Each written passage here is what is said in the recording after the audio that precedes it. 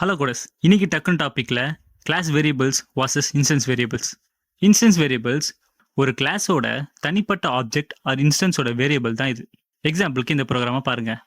இங்கே S1ஓட name Vijay and S2ஓட நேம் அஜித். இதில் எதை சேஞ்ச் பண்ணாலும் இன்னொன்று அஃபெக்ட் ஆகாது.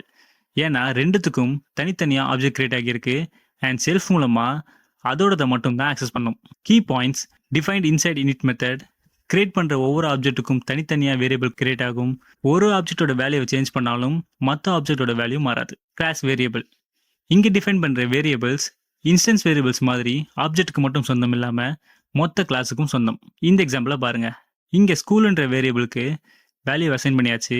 அது இந்த கிளாஸுக்கு கிரியேட் ஆகிற எல்லா ஆப்ஜெக்ட்ஸ்க்கும் காமன். பிரிண்ட் பண்ணி பார்த்தா இப்படி தான் இருக்கும். இதோட key points defined inside the class but outside of any method. shared by all instances, only one copy exists. இங்கே ஸ்கூலுன்ற வேரியபிளை சேஞ்ச் பண்ணால் எல்லா ஆப்ஜெக்ட்ஸ் S1 and S2க்கான ஸ்கூல் வேல்யூவும் சேஞ்ச் ஆகும். இதுதான் key difference. When to use what. ஒவ்வொரு ஆப்ஜெக்ட்டுக்கும் யூனிக்காக டேட்டா வேணும்னு நினச்சிங்கன்னா instance variables like name, age, phone number.